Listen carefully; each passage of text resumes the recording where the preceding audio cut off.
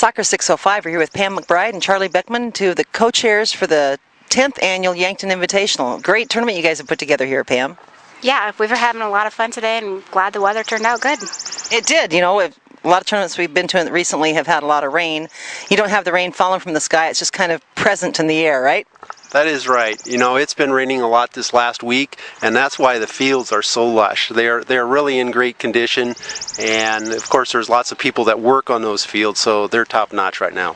They are. They're beautiful, and you know, I had to take my shoes off and go walk around and feel that grass between my toes. Charlie, the tournament's a little bit smaller than it has been in past years. Can you tell us what's going on? Yeah, once every 7 years, because Nebraska follows their tournaments based on the holidays, and Nebraska is on the calendar. So every 7 years we have a conflict with Norfolk. We always reciprocate with them. However, this year they're having their tournament at the same time we're having our tournament, and we debated as a board what to do. That was a big thing, but we decided to stay with our date, which is the weekend after Dakota Alliance. So we wanted to keep that date, and we realized it'd be smaller, so we regrouped and we changed our marketing plan, and we reached out, and we have teams here that we have never had before. So yeah, it is smaller. However, we do have a lot of new teams. So it's every 7 years the locust. No, you do have some new teams here, and it's good to see a lot of new teams here. So what is it like putting together this kind of a tournament, Pam? I know this is your first year on the committee, correct? Yeah, yes it is. It's been an experience. It's interesting, but it's a lot of fun. I've enjoyed it. Charlie's put in a lot of time and effort. A lot of people have put in a lot of time and effort, but it's an experience. And Charlie has some great organizational skills, and you have a lot of really good communication skills putting this all together. And one of the things you're doing, and we're working with you on, is the turning program. You have the HTG Sports. Is that different from what you've had in the past? As far as I know, this is the first year. Yeah, with the HTG, and that's worked out really well this year too. So it's nice to be able to do that. So going electronic, using media, that's what we want to do. That's the trend, and so that's why we wanted to use HDD. That's why we wanted to have all the scores and the points online. That's why we wanted to access it via the cell phone, because electronic media is the future, and we want to be a part of that. And everybody has a smartphone. It's more environmentally friendly. There's a lot of reasons, right? That is so right. So, Charlie, you've got how many teams here altogether? We have 43 this year. Okay. And got quite a few different age divisions represented here. Who's handling the referee assignments for you?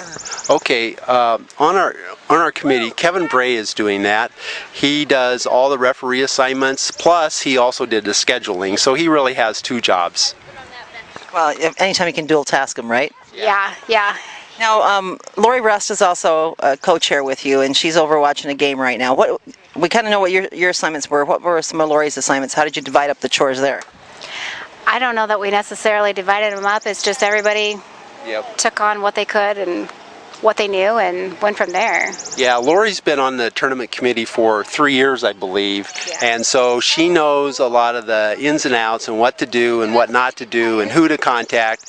She's local, she's from the area, so she knows a lot of people, grew up with them, and so she's been very valuable in that. And and then we as a committee have pretty much plugged people into their strengths, and so like Pam's strength is communication, definitely.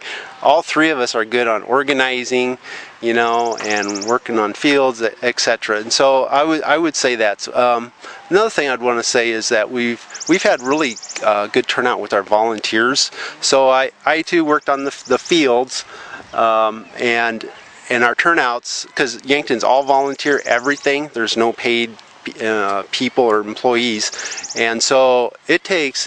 To get all these fields ready for this tournament, it takes an unbelievable amount of people, and we had a work day, and lo and behold, the following Tuesday there was practice and there wasn't a work day, and I come out here and there was like 12 people accounting, just doing things. They were lining field. We didn't even announce it. They were just out here because they knew we had a tournament starting on Friday, and they were out here Tuesday working on the fields, and it's like, all right. Well, tournament people tend to show up when you need them, don't they? Yeah, they do. So, and I think if Lori were here, she'd probably tell us, based upon what the weather's like, that she was in charge of the weather, for one thing, and we'll give her credit for that. So now, some of the proceeds from the tournament, I understand, are going to be used for your high school program, correct? Yeah, all of the proceeds, all of the profits off of this will go 100% to high school sanctioning. So there's a sanctioning committee, and hopefully you get a chance to talk to them because they know they know all the ins and outs and the specifics in that and can do a way better job than us. But the long and short of it is that many of the high school committees or communities in South Dakota, we had to make a financial payment as such to the high schools as part of becoming sanctioned, and so Yankton's one of them, and so we have a 5-year commitment, and so this today is one small part of trying to help pay for that. So I assume there will be a few other fundraisers going on. Is that right, Pam? We'll see. Yes, no, there will be, definitely. Yeah. All right. Well, I know I hate to take you away from all your other duties. I know you have other things that you're doing, but we really appreciate you taking some time with us, and we always enjoy coming to the Yankton Invitational. And congratulations on 10 years. Yeah, 10 years is a long time. I've always been here as a ref, and in fact I'm still here as a ref, but this is the first year as being on the committee, so I'm only doing a minimal amount of reffing. And how about for you, Pam? I'm just overseeing. Just I'm doing overseeing. what Charlie tells me to do. And lending support in the background. Well, and speaking of support, it's been great to hear the support that's come from Yankton Youth Soccer for the Yankton Rebels, your first team ever to go to regionals. They ran into a tough game their first match, but hey, they're still out there, right? That's right. That is awesome. All right. Yeah, so my daughter is on that team. She's one of the members, and actually I haven't heard how they've done. How did they do? I don't know. It was a tough match for them. Oh, okay. They allowed some goals and didn't score any, so that's the way it goes. But we appreciate you taking time. I know you got other responsibilities to go to, and best of luck with the rest of the tournament. Thanks a lot for coming down. We appreciate it. Yes, thank you for everything you've done for us. Thanks. Going to a tournament? At Select Top Tournaments, get all the information you need right on your smartphone. Instant messaging on Facebook and Twitter.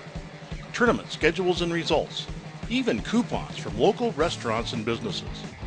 You can find it on your computer or smartphone at tourneyprogram.com. It's easy and fun, and it's coming to a top tournament near you. So do you host tournaments? Go to easytourneyprogram.com and discover why every top tournament in the country is going to this incredible new platform.